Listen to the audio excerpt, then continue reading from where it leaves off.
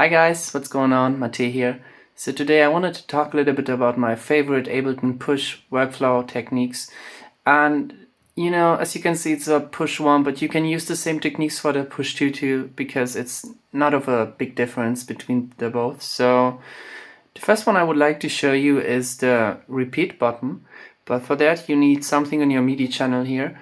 And I'm just going to drag and drop something called Start Kit. I have no idea about the sounds, but it doesn't really matter. It's just important that you have MIDI and everything else is up to you. So I'm going to create a clip with the length of 1 bar, which you can do by pressing on fixed length and having it turned on. And you can just select the length of it. So by doing so, whenever you record something, it's going to have a fixed length. So it's really handy if you play guitar and you don't want to press the record button again to stop the recording at the end of the clip, because you are going to get out of your flow. So it's really handy to have a fixed length. So I'm going to pick one, just arm the record section, turn it on, turn it off again. And now I have a clip which is going all the time and it has the length of 1 bar. So let's go to the notes section. You can change here. And most of the times you have the kick in the corner on the left side. You have some kind of head here and clap here. So it's like, it's the theory, but maybe if I'm going to play them, it's going to be something else. Yeah, so it's the hi-hat and it's the clap. And it's the kick. So let's just make a 4 to the floor kick pattern. And what you can do is to create some interesting hi-hat patterns or any kind of percussive patterns. You can turn on the repeat button. And by doing so, I'm just going to turn it off. And by doing so, you can see that the color of this 1/8 is going to change to red. And it means that it's turned on. So if I'm going to pick 1/16 and have it turned on, and now I'm going to just hold this one pressed,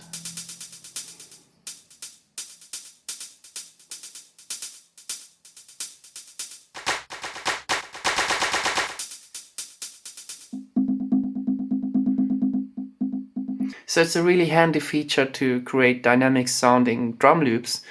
And I use it all the time to make shakers, because I think creating shakers inside of a box is a pain in the ass, especially if you want to drag them a little bit off and make it a little bit more quiet or loud at some points. So it makes it really, really easy. So let's just have some kind of...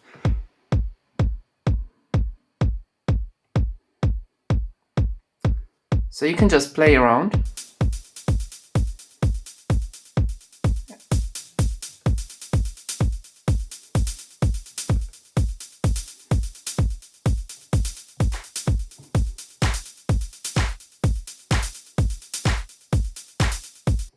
So once you listen to your loop too many times, it's going to get boring, and you may ask yourself why you don't like it anymore. And it's mainly because you listen to it too many times. So you can solve this problem by clicking on the double button here. And by doing so, I'm going to just show it in the kick pattern so you can see it a little bit more. It's going to make one more row or one more bar of every percussion here. So it had a length of 1 bar before, so this would be 1 bar. And with this, it's going to be 2 bars. So it's really nice if you want to add a little bit of a variation. So let's say you don't want to have a kick here, or maybe you want to have a kick here too. So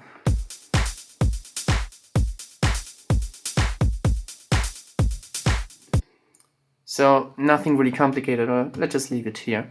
So there is one more really, really handy feature which you can use by doubling it again.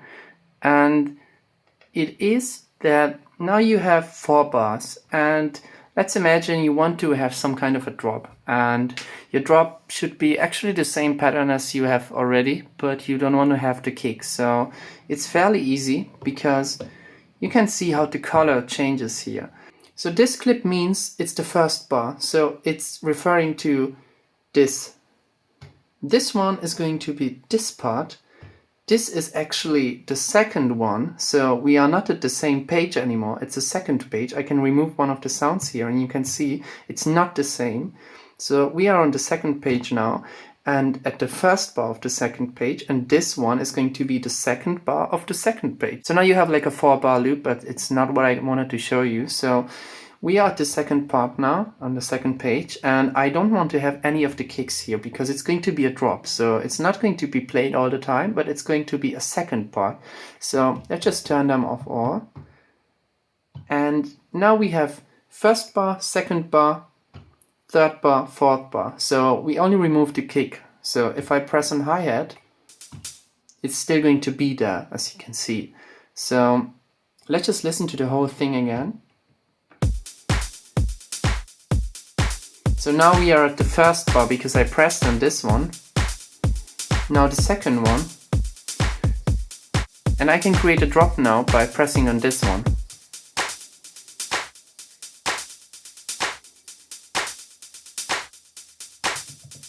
You can also turn on some of the other ones at the second bar of the second loop and make it a little bit even more exciting.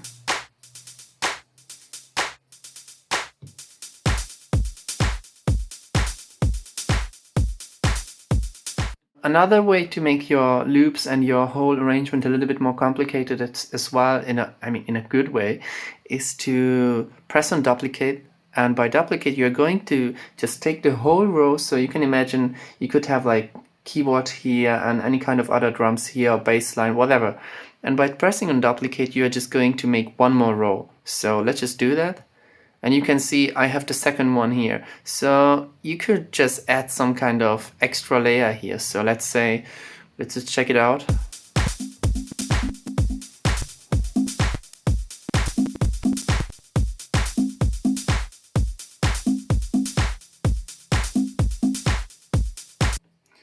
So it's just one more layer. So let's say you are here at the beginning of the song,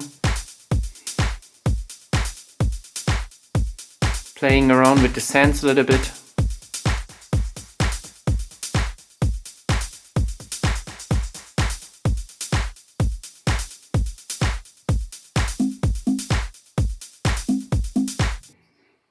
So it's like a really, really minimalistic track, but you get the idea and it's all what matters. So one more thing I also wanted to mention is this accent button here, which is really handy to kill the dynamic of your percussion. So let's say you have this repeat button turned on and have it on 1/16 as well. And if I turn it off and press it a little bit harder or softer, you're going to hear it because it's velocity sensitive.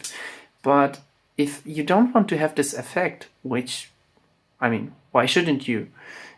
You can just turn it on and it's going to be at the same level all the time.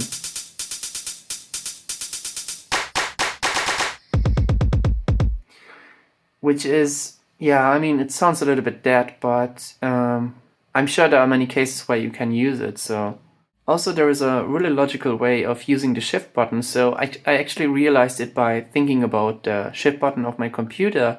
So let's say you have sand A here and you want to turn the knob, but it's not fine enough for you. So you want to have smaller steps, so not going by +5, let's say, but by +1. So if you just turn it this way, you can see it moves really fast. But if I press the shift button, it's going to be really, really fine. You can almost not see any change, but you can see how the number actually changes. So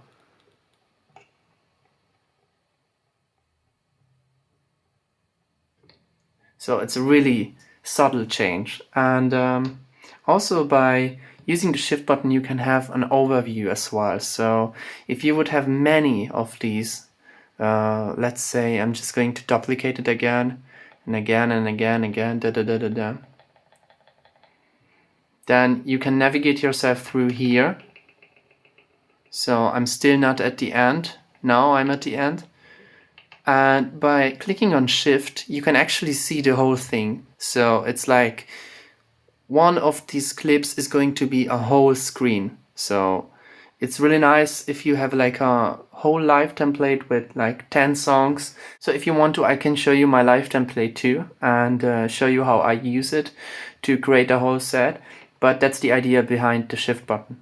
So I just duplicated this stock kit, so it's basically the same sounds, and I wanted to make something really short just to demonstrate the stop, mute and solo buttons. So let's just create one more clip.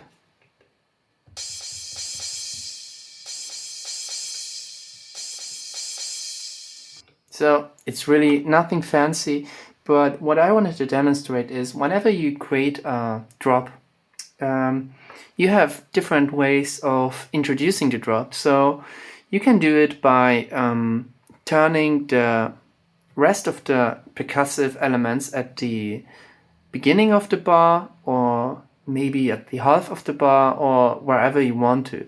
So by turning it on at the beginning, it's actually the way you hear it most of the times. But especially in more advanced electronic music, like also this Romanian style, or from selectors like Nicolas Lutz and so on, you can hear some tracks with drops which are not going to get its kick back at the one. So it's going to come a little bit earlier or later. The most important thing is to confuse you and to hear something different. So if you want to do it in a standard way, you can just turn it on and press this one, the stop one.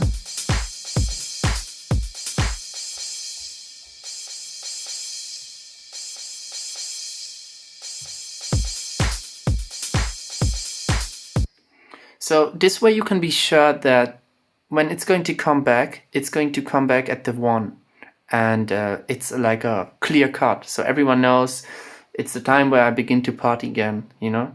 One more thing I want to add is if you want to change the time before the clip stops or starts after you pressed it, you can do it by simply clicking on the quantization menu and just pick one of those. So you can take the half of a bar or a fourth of a bar, and there are also some shortcuts like Command 9, Command 8, so you can do it in a really fast manner as well. And yeah, I mean, most of the times I have it on one bar, and it's also the standard settings. So if you want to go a little bit more crazy and a little bit more random, you can just press the mute button. I mean, I really think in a live set way, but you can use it for anything really. So let's say you want to get your percussion back at some random points, so you can just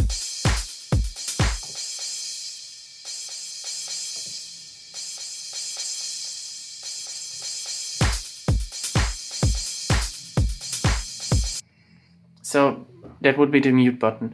I should also add that I hear everything really delayed, so I think they are not the best drops I ever created.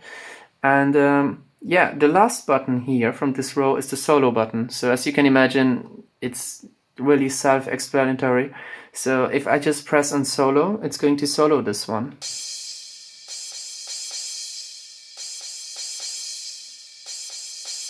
And if I just press on this one, it's going to solo this one. But you have the really handy function, if you may ask yourself, like how am I able to solo more tracks? So you can do it by just pressing on shift and selecting it this way. So the last thing I would like to show you is actually a combination of two things. The first one is the user menu or the user layout. So if you press on it, or maybe you already did it and just ask yourself like, what's going on? There's nothing going on.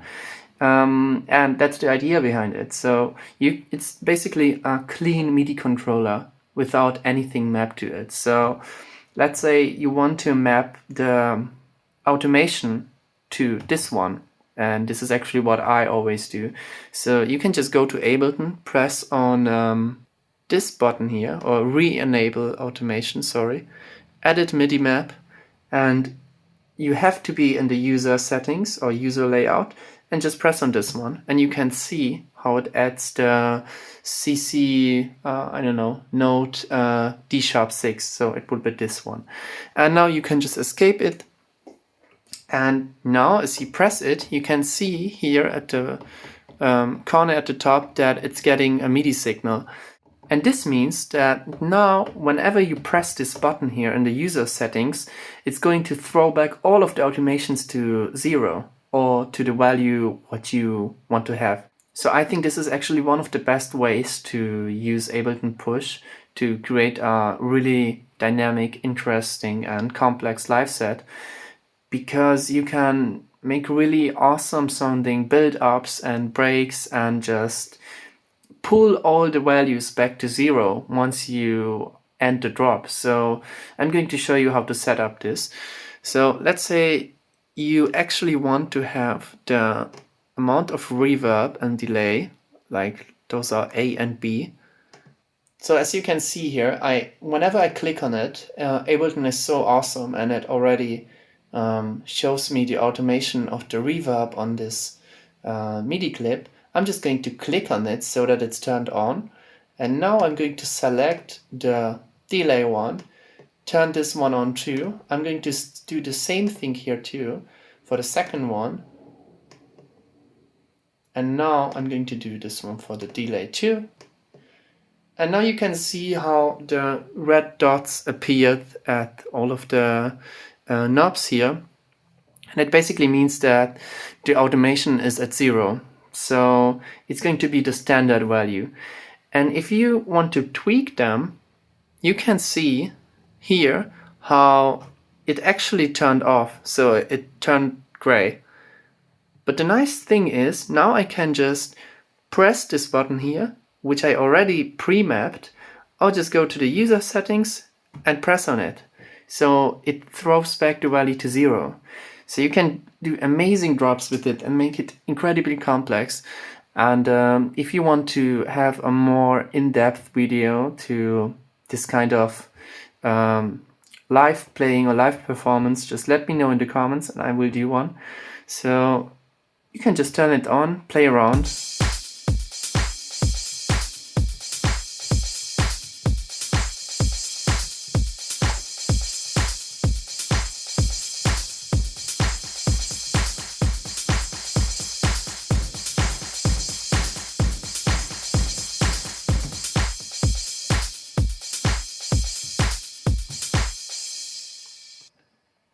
So it was not the most amazing sounding live set like Surgeon or Blavan, but I think you get the idea. So of course you can make it a little more complicated and more sophisticated, and I really want to motivate you to do so. But it's enough to see how it works, and I don't have any more tips for now. If you are interested in more though, I can think about some of them, because I do a lot of finger drumming stuff too, or finger bassing, I don't know how to call it, and I would love to show it to you. So if you're motivated to see it and learn it, then let me know, and until then I wish you a really nice week and have a good day. Goodbye.